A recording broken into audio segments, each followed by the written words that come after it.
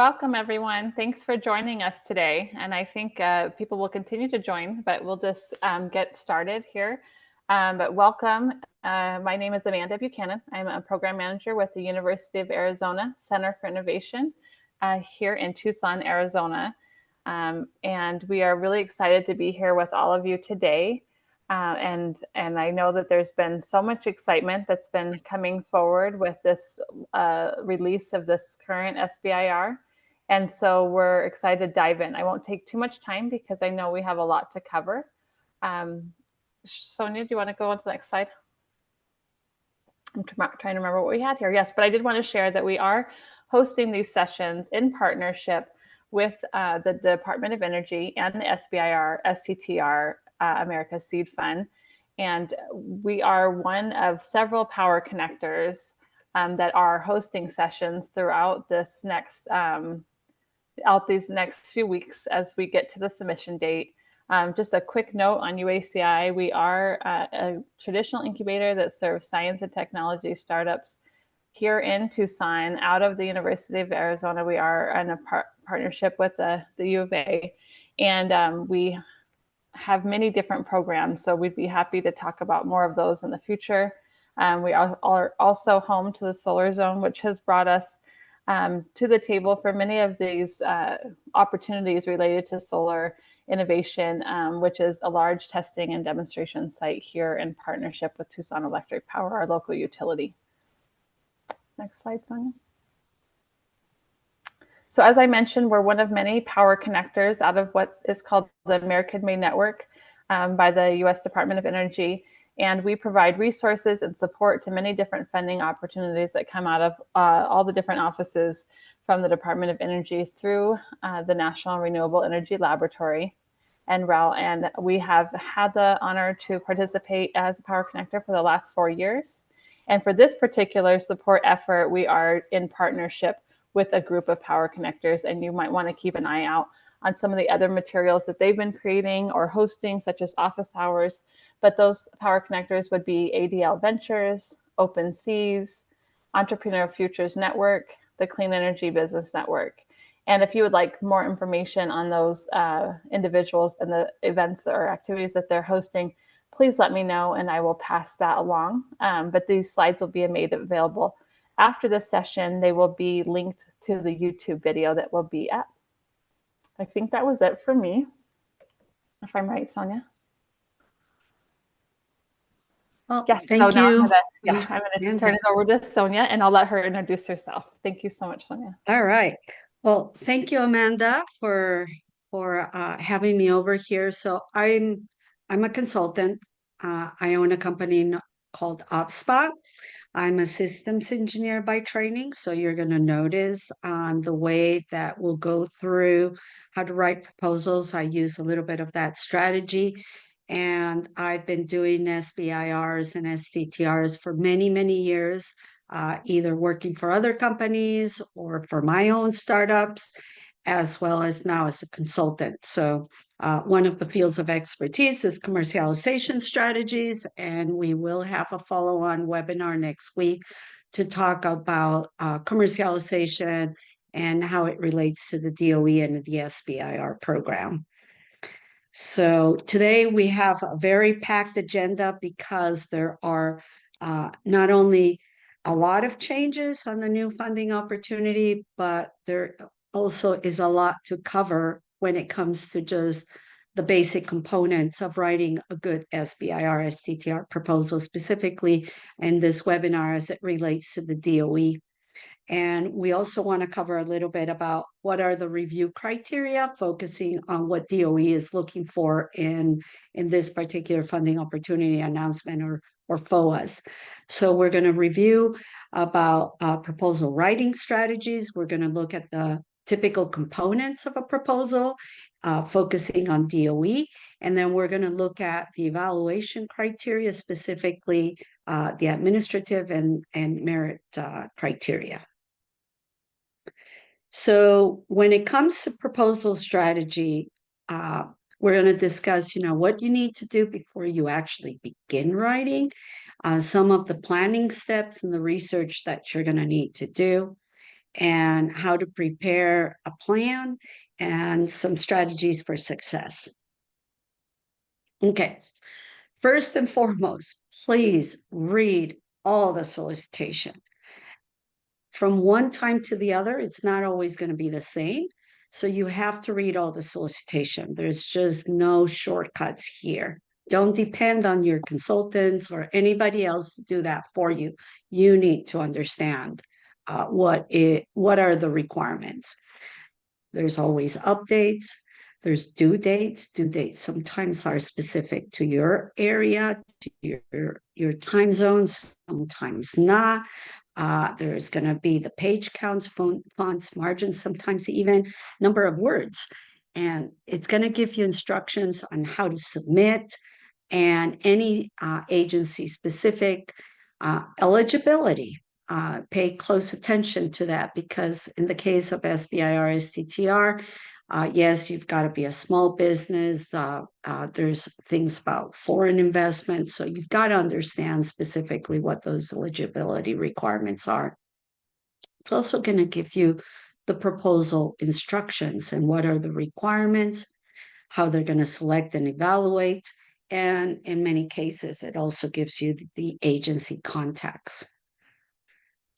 So some key planning steps. Be prepared to spend, depends on when the solicitation comes out. It could be anywhere from 2 weeks to maybe 12 weeks. But you're going to be spending a lot of time, maybe somewhere around 150 hours on average. You might be required to register multiple systems. And you're going to be having to understand what are the requirements. You're going to be conducting scientific literature, market research. You need to understand the agency. What are their missions? What are they looking for? Because you're going to be writing to them. Sometimes you need to develop relationships in case where you need to partner with others to do to respond to particular solicitation. And you have to write a compelling work plan and your R&D or research and development activities. You've got to look at your commercialization strategy. You've got to prepare financials, create a really good, strong team. Where are you going to be doing your research? And are there any other resources? So some of the questions you're going to be looking at answering are, what are you going to be doing? How are you going to be doing it? Why you're going to be doing it? Who you're going to be working with? Where you're going to be doing the work? And when you're going to be carrying each of these tasks? And then, of course, how much is it going to cost? So these are just some of the key planning steps. I wanted to list these because you're going to need all this before you start writing your proposal. So when it comes to registrations, please, please, please make sure that you apply to SAM as soon as possible. This is going to be your bottleneck. Sometimes it can take from weeks to months. They're going to give you unique entity identifier or UEI, and you have to have an active registration before you submit your full proposal. And you're going to be having to update this annually to reactivate or to keep it active. The submissions will have to be done through grants.gov, and we'll talk a little bit more about this later, which do require an active SAM registration, a UEI, and to be fully registered on grants.gov. So as soon as you get your SAM, go and register for grants.gov. And make sure that you have the right business contacts and authorized representatives and their profile roles defined. You'll also need the SBIR.gov registration. And so go there and do that. That one's the easiest. It will depend on you having a SAM too. And then for the letter of intent, which if you're here, you probably already submitted it. It was through PAMS. Okay, so I'm not going to discuss letter of intent. If you didn't submit one, you can't submit a full application. You're welcome to stay, but so that you're prepared probably for the next application, but letters of intent are mandatory. And then technical research. Here's where you have to find out, have there been prior awards? Who has received an award? What have been previous topics? Do you need to build a relationship with the technical point of contacts to understand what they're interested in? Why did they write this topic? And understand the agency's requirements, the solicitation requirements, your topic requirements. And another thing that I always like to make sure is that you look through all the topic references and what are the author publications, because this is going to give you some insights as to who's done similar work, or maybe understand some of the requirements of the topic in itself. And again, read and understand the agency you're going to be responding to. And in the case of the DOE, the particular DOE's office. Do your market research. So we'll talk about commercialization on the next webinar. But this is very important, even for phase one. You need to understand who your customer is. And sometimes it's not necessarily the DOE or the agency that's put out the solicitation. And in many cases, it's very important to have like a dual use application. And so you can have a commercial application, you can have an energy application, you could have maybe a military application, but that's going to be able to give the reviewers an idea of how much you understand your market, that you validated the market, and that there are customers interested in your technology. And of course, see if you can identify your phase 3 commercialization partners. Okay. So writing a proposal plan is very important because it's going to help you identify each of the critical components of your proposal, and it will give you a better chance of success and be able to write a compelling story in the time required to submit your proposal. So you've got to identify who's going to be your team and create a proposal plan, and we'll see that probably in the next couple of slides, with an outline so that you understand who's going to be doing what and when, and in a schedule. And I can't emphasize also enough how important it is to do interim reviews.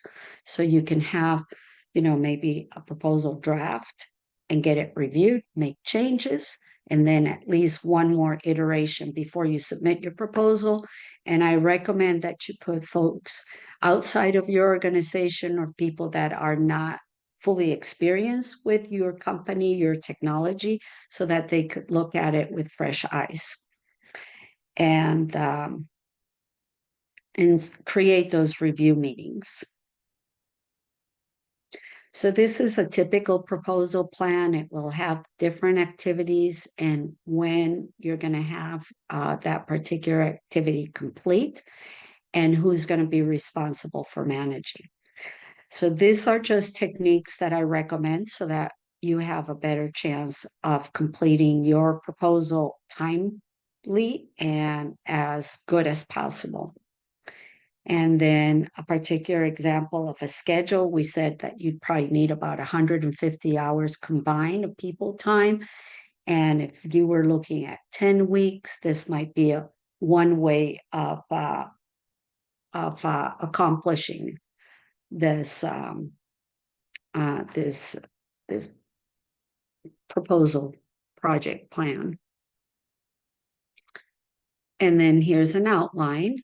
And when I create these schedules and these outlines, typically I look at the different components and elements that are important to the submission of my whole application.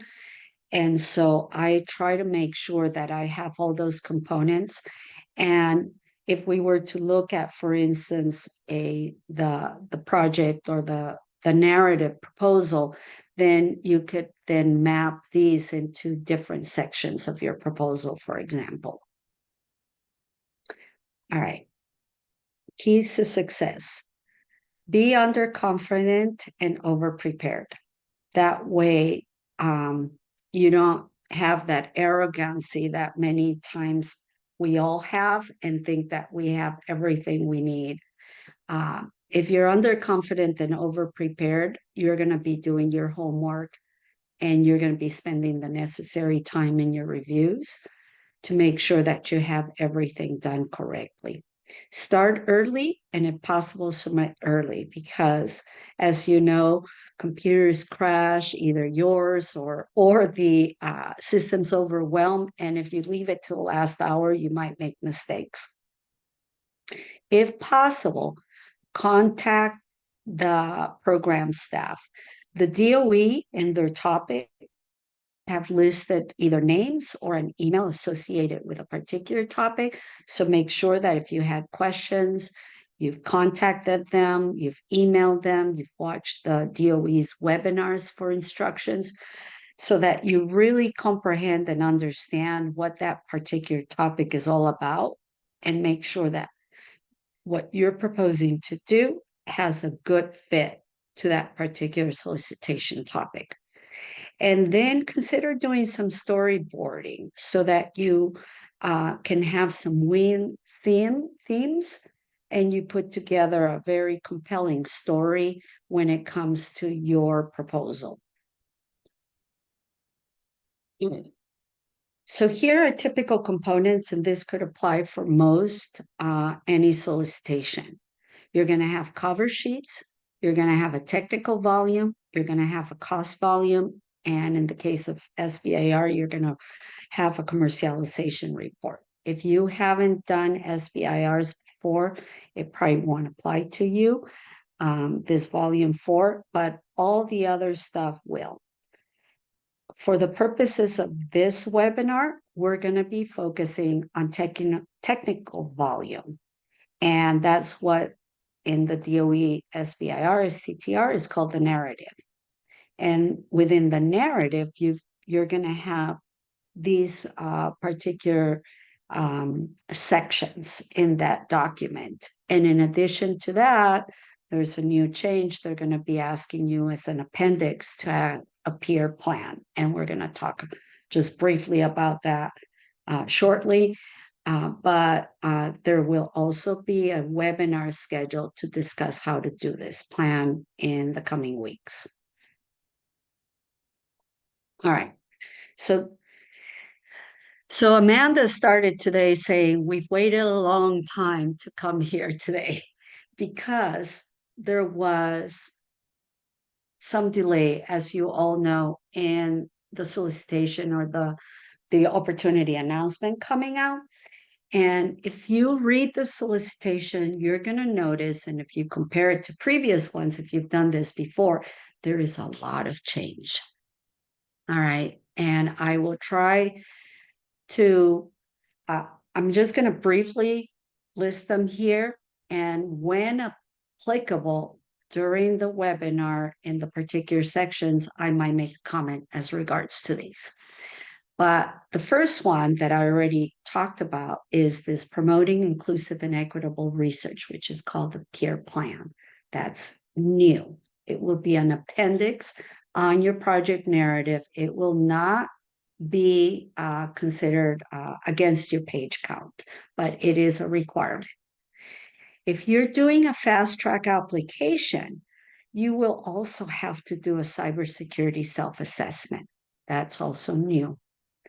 And it's a phase 2 application requirement.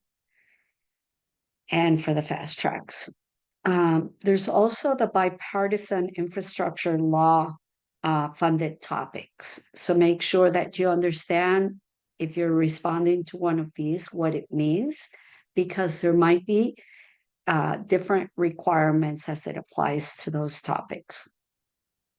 There's new information and requirements to protect trade secrets, commercialization, and financial information. specifically when it comes to how you mark your information. You're not going to mark it the way you used to before, so follow the instructions as it is on the FOA. Then there is the Foreign Relationships Disclosure Form. Make sure that you complete that accurately. In the past, you would submit your bio sketches and resumes and current and pending differently. You now have to follow the instructions of for the current new forms, and I believe it's the same ones used for NIH and or NSF, but read the FOA, please. So they're standardizing all the use of the forms, and DOE is using those as well. There's new reporting and admin requirements. You must submit your application through grants.gov workspace. So if you haven't used the workspace, start early, get familiarized, start filling out all the details of the administrative components so that at the end, once you have your narrative and other particular files, all you do is upload them and press the button and you're done.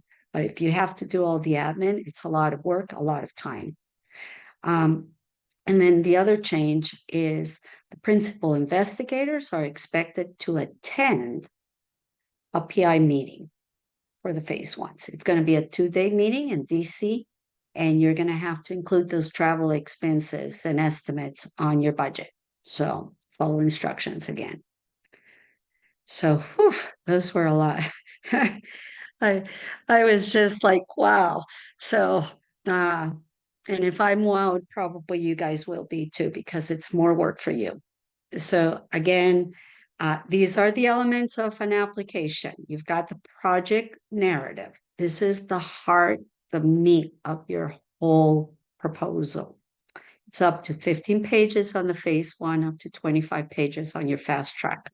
And again, you're going to include the peer plan as an appendix. Then you have a project summary and abstract. You've got budget and budget justifications. You've got your bio sketches for the key persons, current and pending support, commercialization plans.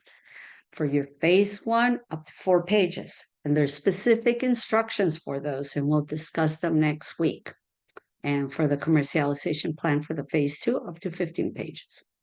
If you're applying for fast track, and I believe the water topics allow you to do that, not the solar ones, then you will require a cybersecurity self-assessment. I will not discuss that today or on my next webinar, so make sure that you read instructions, and if you have questions, you contact DOE as soon as possible. And then there's the information sheet. You're going to need a data management plan, and you're going to need the disclosure for relationships. Today, we're going to talk about the project narrative and looking at strategies as to how to do it in a compelling manner.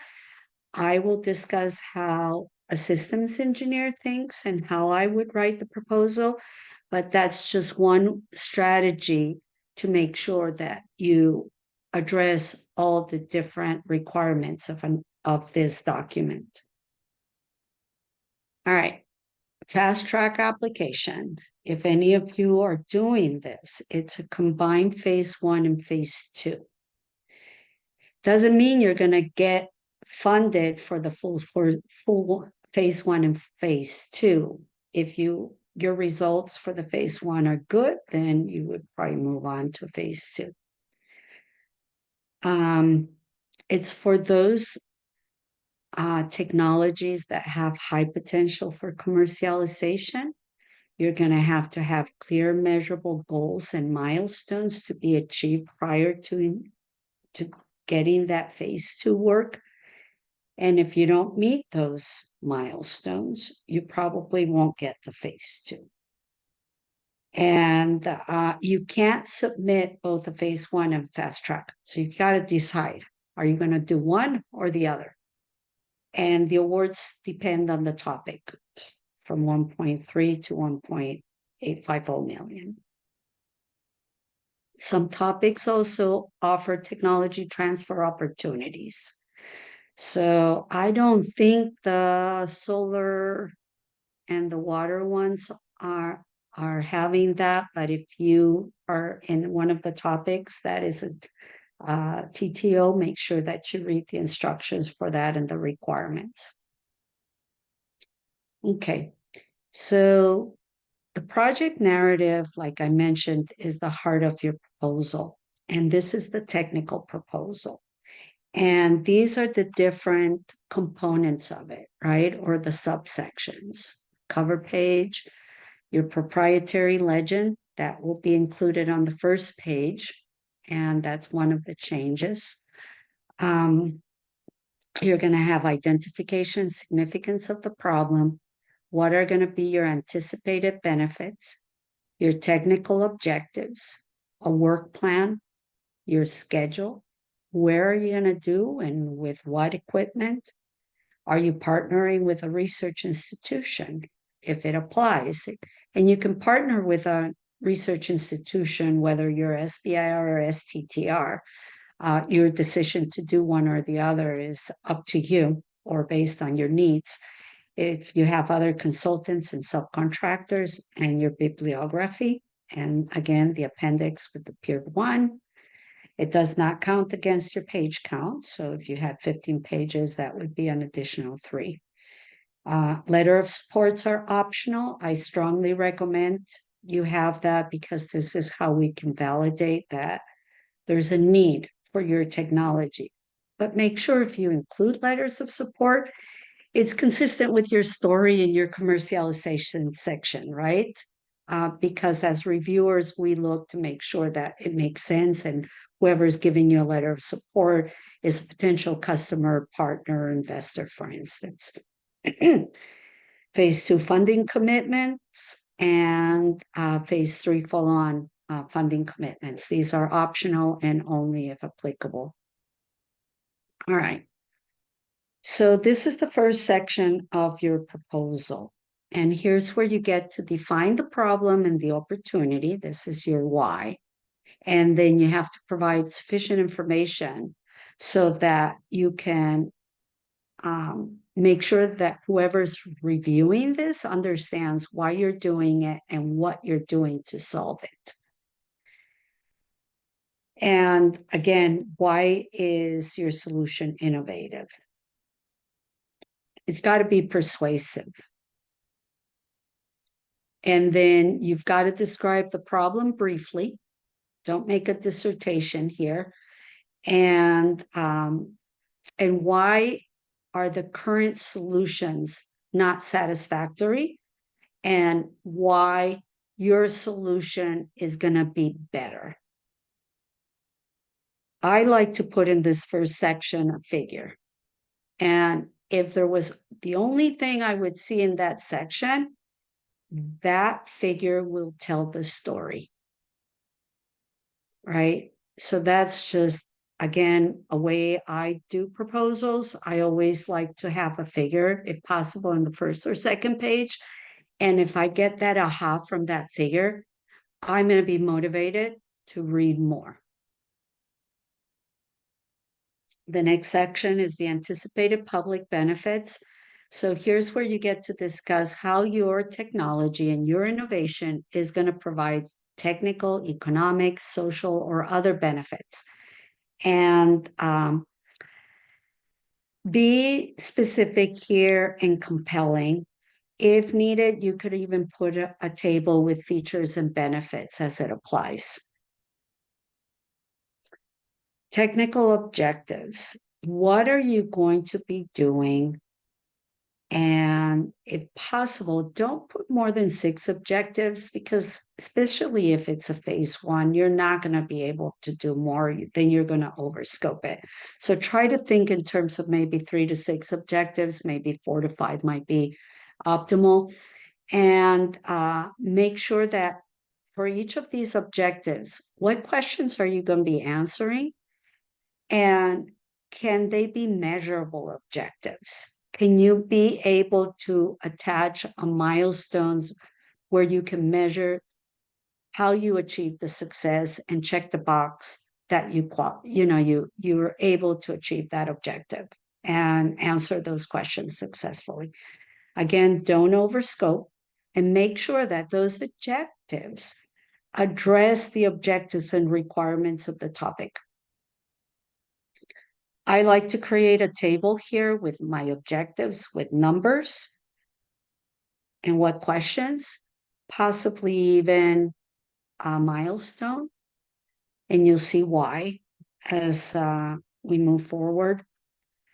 If I have, let's say, 3 objectives, and each of them have 1 or more questions, to answer those questions, you might have to perform 1 or more tasks. So if you start looking at what I'm doing here, essentially, I'm translating measurable objectives to executable tasks that can be part of a research strategy or a work plan. This is just an example of technical objectives. And then if you look at it in systems engineering work plan, you're going to have inputs, you're going to have your process, and you're going to have outputs. And the tasks will have inputs, process, and outputs. So your inputs are going to be, for example, your resources. What are you going to need to accomplish each of these tasks? Who, what equipment, where are you going to do it? And then the process is the description of your task, and the output's going to be your milestones.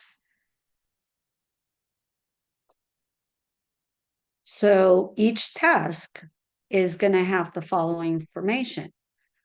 What is the task to be accomplished? Who will do the task? When will the task start and end?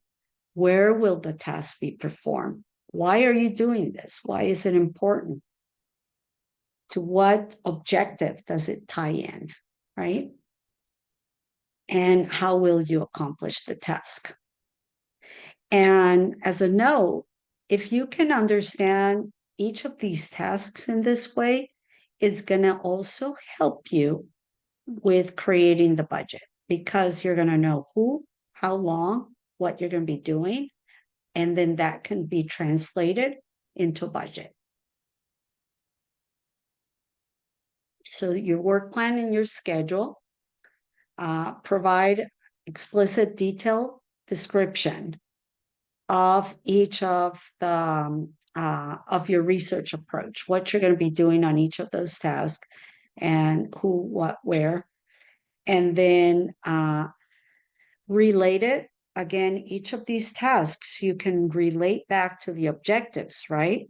So then the reviewers will more easily be able to track how you're going to achieve those objectives, because each of those tasks on your work plan are related to an objective.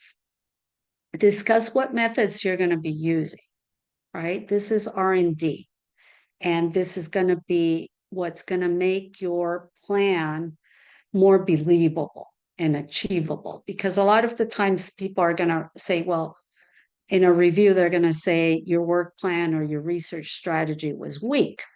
Well, don't assume that because you say you're going to do X, Y, Z, the reviewer is going to understand how you're going to do X, Y, Z.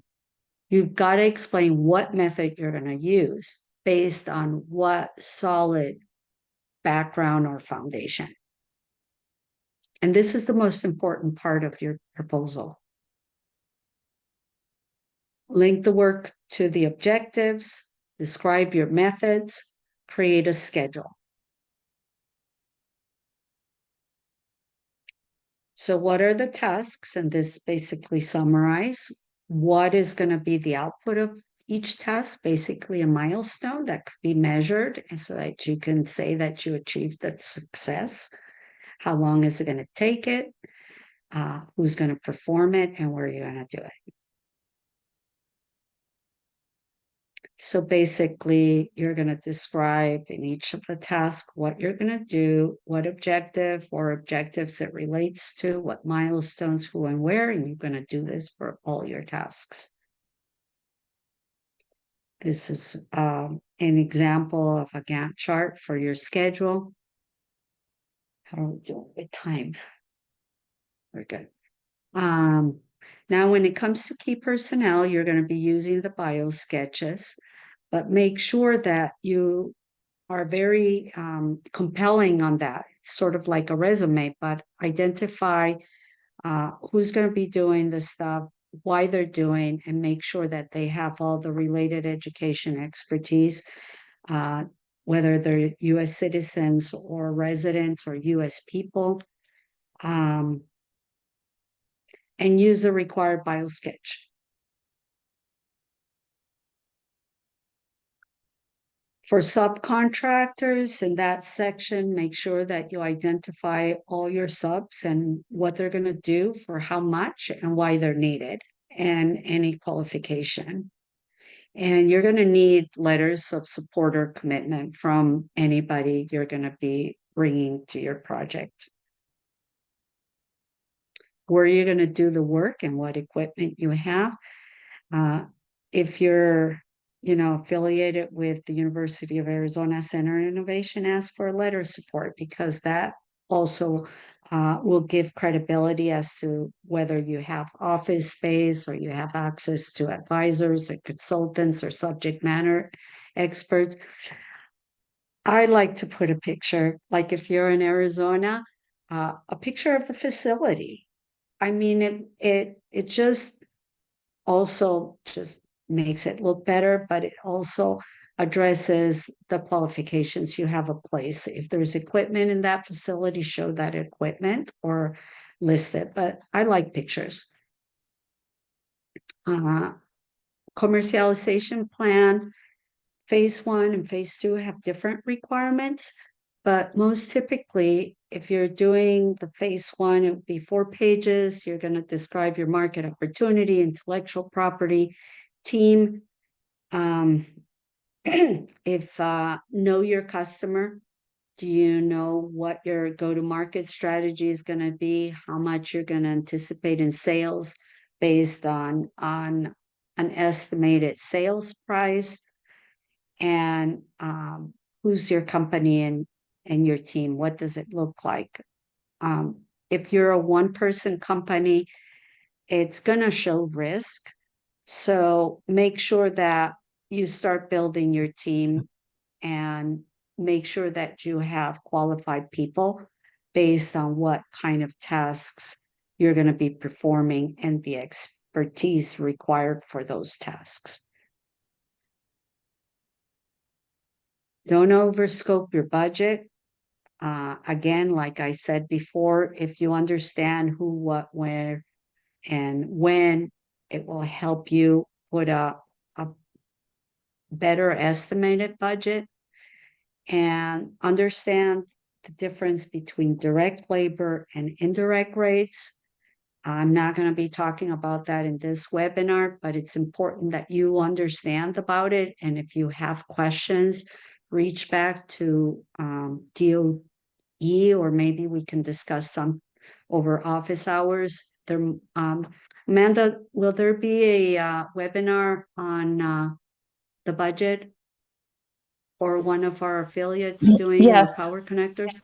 EFN and ADL both, and they both actually have some materials on their YouTube pages as well. So check out EFN and ADL, and as we're talking, I can include those links in the chat.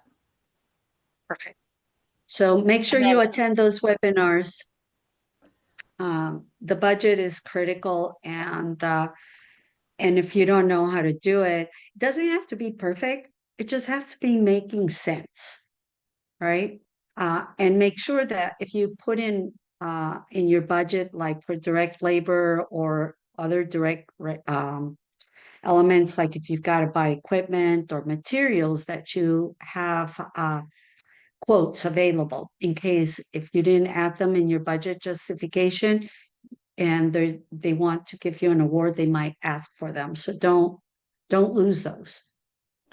Sonia, okay. If I could interrupt quickly, Olga had a question. It says, do I need to include consultants that will not be included in the phase 1 budget? or should it only be our TABA provider? So if you don't have consultants that are direct costs, no, you don't include them, right? It's only if they're direct costs. And if you do have any consultant that's a direct cost, then you will need a letter from them stating their qualifications, what they're going to do, and for how much, right? And you put that on your budget justification and in the subs and consultant section of your narrative.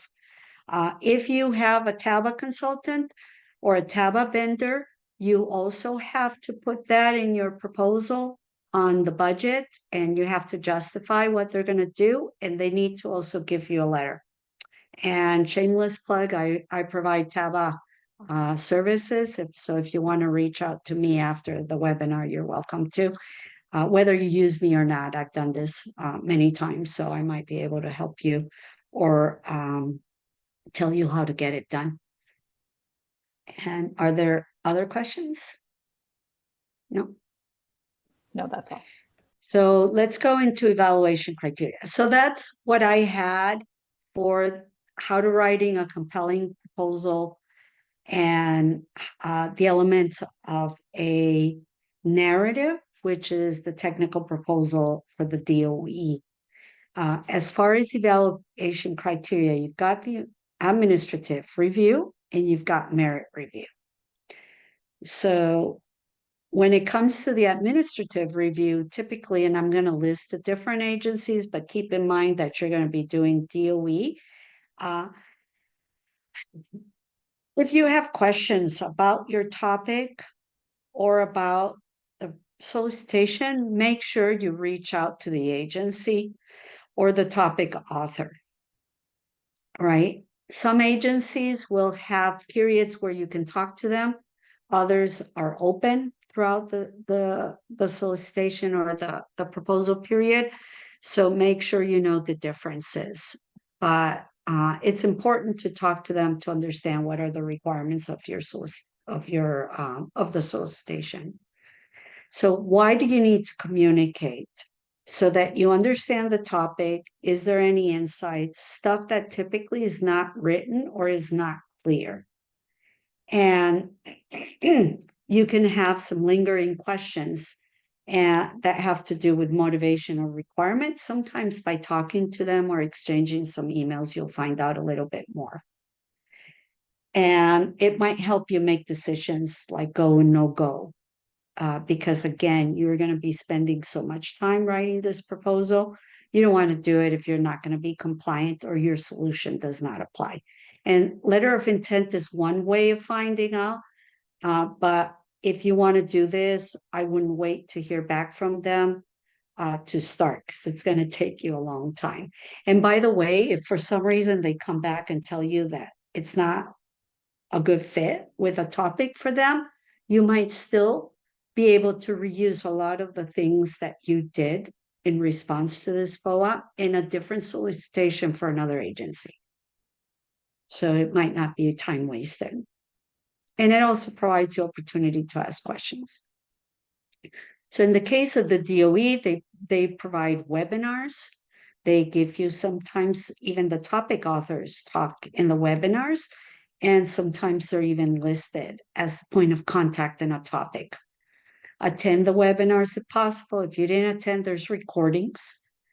And you can send emails, you can schedule a phone call, but do that as soon as possible.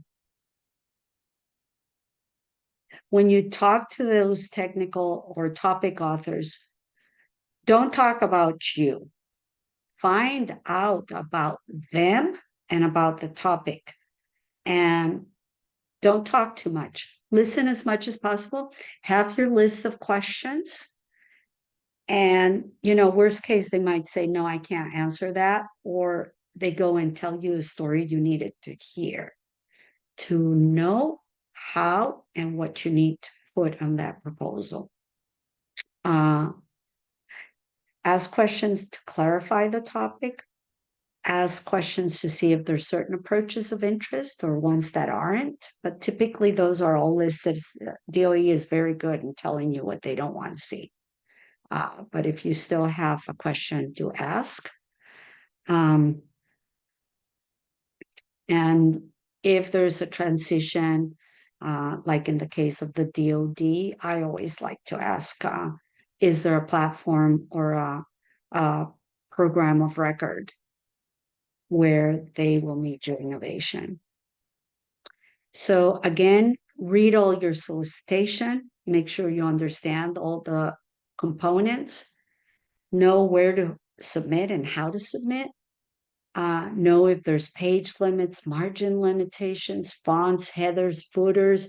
Now you need to know how to, if you have proprietary information, how to label it or how to write to it. Verify if you can add letters of support or not. NASA does not give you a place to put them.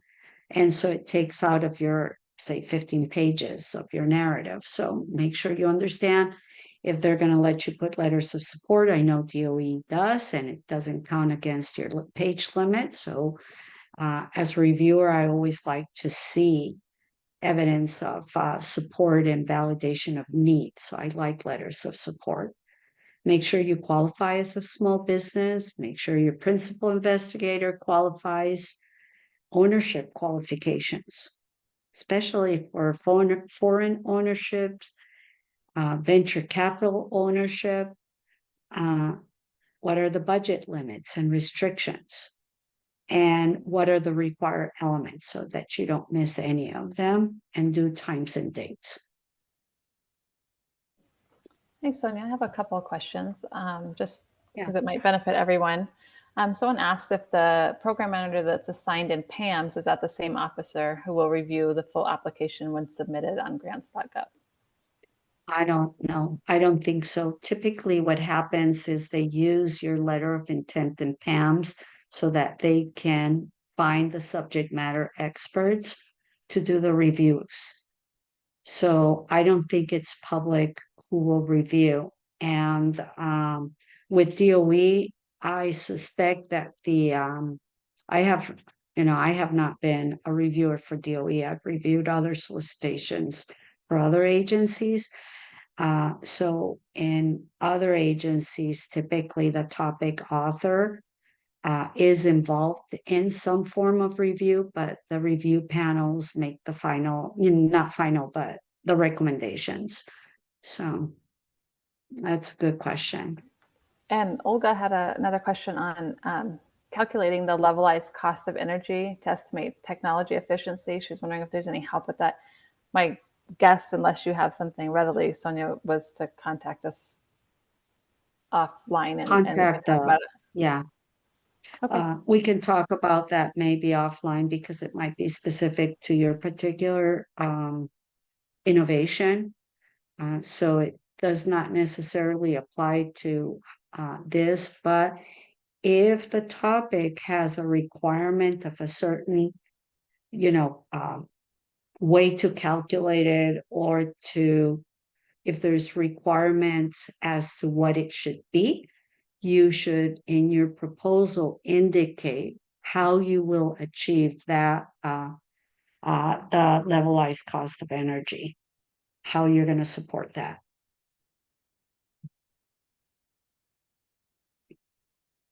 Any other question? That's it. Okay. Let's see, where are we? Make sure you have a project title, you've completed your letter of intent, you need a commercialization plan. Phase 1, 4 pages, phase 2, 15 pages. And in the phase 1, there's instructions. That's what the first sentence should look like. And we'll look at it next week. So there's 3 components that are very important when it comes to the merit. Well, now I have 4. I should change that. Heather, there's the peer plan now. I'll revise this. There's 4. key criteria. It used to be just innovation, technical merit, and ability to carry out the project and your impact. But now we've got the peer plan that will be evaluated and scored. So you're not going to get away without it. So let's talk about innovation. And I won't talk about the peer plan because there's going to be a session specifically for that. And I know the presenter is awesome, so don't miss it. So with innovation, what's the strength of your scientific and technical approach? How innovative is your idea? How significant it is and the technical challenge and how thorough you are in presenting that information, right? So you've got to be very good on how you write and how you tell that story about your innovation. And are you going to be able to carry out your whole project as you said you would in your work plan, right? So the reviewers are going to be looking at the qualifications of your team, and that includes the principal investigator, the staff, the subcontractors, the consultant, where you're going to do the work, what equipment you're going to do the work. So sometimes when you don't have an adequate facility or equipment, it might make sense to have a sub-award with a university or a research institution or possibly a national laboratory, right? These are the kind of questions you're going to need to be addressing and resolving based on your current capabilities. And how sound and adequate is your work plan? And to what degree what you're proposing to do merits the DOE to give you the money. Impact. So after they give you all this money, what does it mean? So you completed your project successfully. What are the benefits of what you've done? What is the likelihood that you're going to be able to commercialize your technology? How? With who? And is it going to end up in the valley of death? Right? You get phase 1, you never get phase 2. So how likely you're going to be able to commercialize? How much more money are you going to need? Right? So sometimes when that information is vague, you need to make it not vague. And that is very much project independent. So it's hard to tell you right now, you should always put it in, but it just depends on the innovation. Are you developing a chip that's going to require hundreds of thousands of dollars to actually manufacture, right? You're not going to propose that in phase 1 because there's not going to be enough money. But if you were to go to phase 2, you might be doing that. And in phase 1, you do simulations. But then after you do that, how much more money are you going to need? And where is it going to come from? The peer plan, just very quickly, it's got to be suitable. There's got to be fairly compensated participants and mentoring of individuals of diverse background. Are you partnering with or benefiting the underrepresented? And maybe, are you going to be supporting a sense of belonging within your company? And this is just some of the points that I just summarized, bringing out of the solicitation. With respect to the peer plan, if you're responding to a topic that's bill funded, then there's extra requirements, and I listed a couple of the bullets there. Fast track applicants, you're going to have to have market opportunity, your company and team, the competition and intellectual property, and a finance and revenue model. Okay, here's additional criteria. So the merit review is done by technical evaluation by experts inside and outside the government.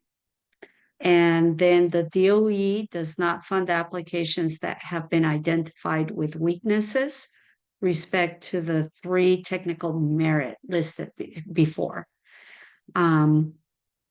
And then there's going to be some program policy factors, like how are you balancing your activities, how are the funds being distributed and stuff like that. And then they're going to select a certain number of applications, and they're going to do their due diligence. And these applications are ranked based from highest quality to the strongest program relevance.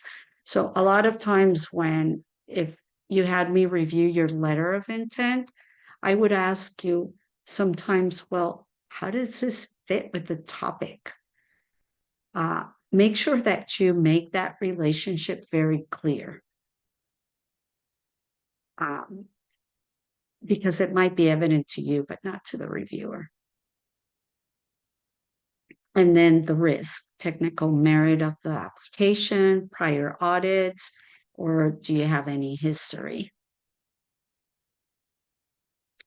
Right to the evaluation criteria. So understand your agency's objectives and missions, have strong writing skills, be logical and compelling, follow an outline presented by the solicitation. So you can create a template to your proposal based on those, on the different elements and sections of each of these components. And then typically what I do is just also put like the evaluation criteria or the requirements for each of those, so that when I'm writing, I can say, oh, I answered that question, or I addressed that requirement. So that's one way that you can create your own template. And use win themes, right? And carry that story through the proposal. What makes you unique? What makes you stronger, different? And emphasize and highlight that. Okay, so I'm approaching the end. I think we've got a couple minutes. Start early, read the solicitation, create a schedule reviews, get letters of support. Don't leave them till like 2 days before your due date, because some companies take a long time to give you a letter of support. Don't underestimate the effort. Make sure you understand all the criteria for evaluation. Write to that evaluation criteria, I mean, embed it in your proposal so that you know you answered that. And do the wow effect, right? I like to be wowed. It's like, oh, wow, look at that. If they do this, this would have a significant impact. And this is unique, new, high risk, high reward. Additional resources, here are the emails for the topics. And then I did not discuss today, I believe I discussed it before, but the DOE has a partnering platform. Make sure you register and you take advantage of it. It's pretty neat. Sonia, do you know offhand what section of the application you list your previous SBIR awards? Do you know?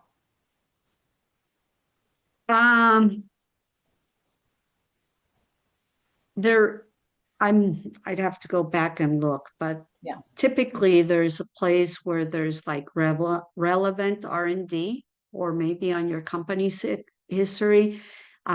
You could create a table or summarize your previous awards, as long as they are, related to what you're responding, and it would give credibility to your company.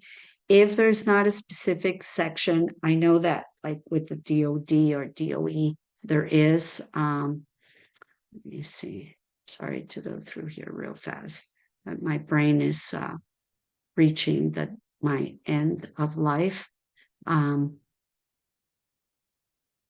But